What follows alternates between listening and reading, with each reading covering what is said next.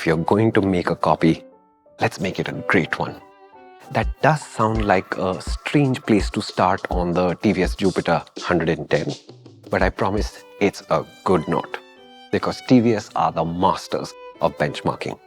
They'll work out what is working on every one of the rivals, and then they'll create one product that one-ups all of them in one go.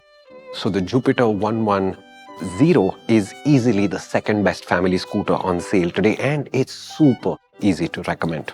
And no, the best is not the aging Honda that you're thinking of. Before you go off thinking I'm slagging the Jupiter 110 right at the start, I'm going to double down on the benchmarking thing. Scooters like these are the vanilla ice cream of scooters. They must appeal to every single member of your family, and therefore they can't have too distinct a flavor. That's 4 decades in age and every gender on the spectrum. And in that context, benchmarking can create magic. I think the easiest way is to see what works for the rivals and then create the world's best top hits album with all the elements of success turned up to 11. And TVS have not just done that, they've done it with exemplary accuracy. Let's look closer.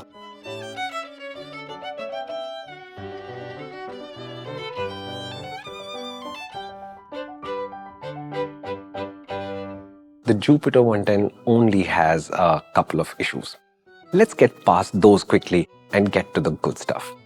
First, service. TVS service gets a lot of flack in our comments, so this is your warning to expect friction and hassles. You'll service it 3 times a year, 3,000 kilometers apart, and there's an oil change every other time. And I warn you not to buy the TVS annual maintenance contracts until you see more positive reports of TVS service quality. The warranty is excellent, and remember, it applies only to the first buyer of the Jupiter 110. Second, price. Jupiter prices start where the Honda Activa prices start, which is a great start.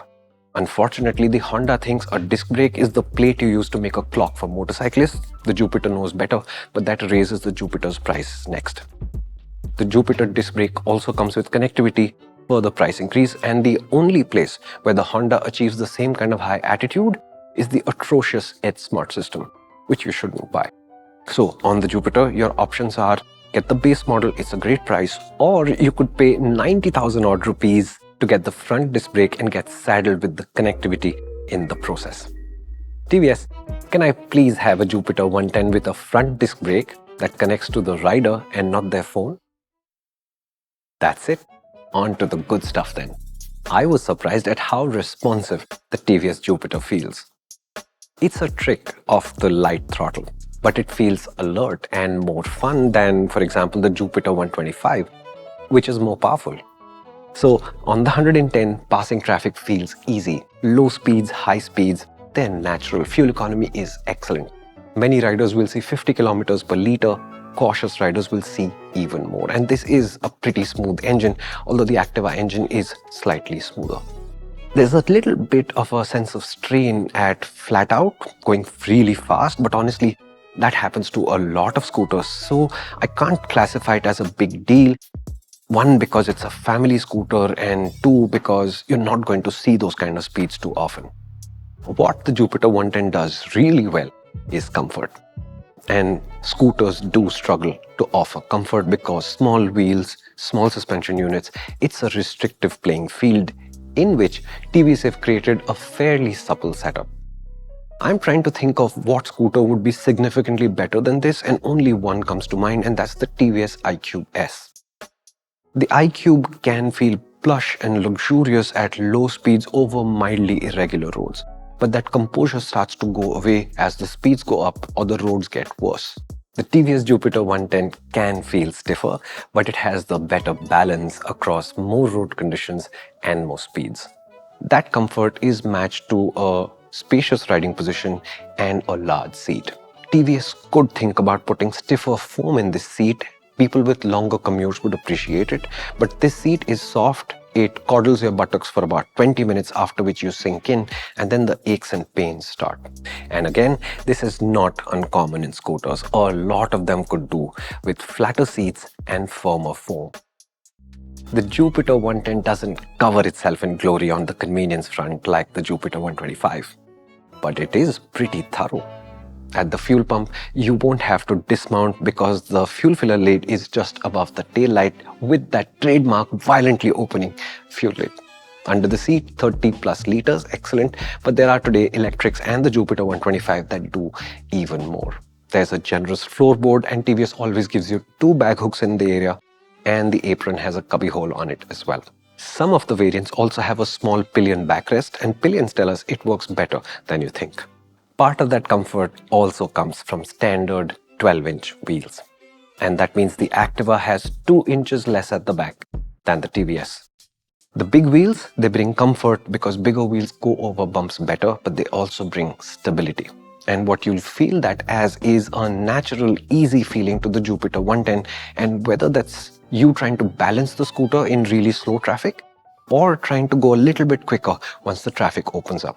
And I don't mean the 110 is sporty like the TVS N-Torque. I mean you, your mother, your granddad, you'll all think that the TVS feels easy to ride and easy to trust. And the brakes, we've got the disc brake version here, they're exactly the same. There's a lot of force, but it is well tuned, so it never feels too sharp. I do wish the TVS Jupiter looked better though. The squared-off headlight, and that's a great LED headlight, that I understand. But the bulbs everywhere else, the meek to a fault bodywork, I get that Honda sets the tone for this class of vehicles, and effectively they're all out in the city wearing their best 90s. And the TVS is certainly classier than that on design and quality both. But I still think if the 110, the 125 were a little bit sleeker, a little bit sharper. Yeah, I know, family scooters, right? So, should you buy one? Yes. The odd pricing of this disc brake version is primarily because of how TVS organizes the 6 odd variants, and it is a bit of a bummer. But despite that, you'd be buying a popular scooter. And I'm thrilled that the reason for popularity is not inertia or nostalgia or sheepishness. And what you are buying is a good family scooter that feels good to ride, is enjoyable, has good fuel economy, good quality, and it'll make friends with most members of your family. In fact, when we are asked to recommend a family scooter, we're usually choosing between the Jupiter 110 and the Suzuki Access 125. And that's because the disc brake Access 125, it's less expensive to buy, and it's the more fun scooter of the two. We began this view at the idea of a good copy. TVS Jupiter 110, it's a lot more than that. It is named after the big planet, which is made mostly of gas and has that big everlasting storm. And in that sense, maybe that's not the most appropriate name, because this is not gas, this is substance. And this is the biggest storm the Activa has ever faced. Nothing else in the scooter world has come anywhere close to the Activa like the Jupiter 110 has, and that makes it the benchmark.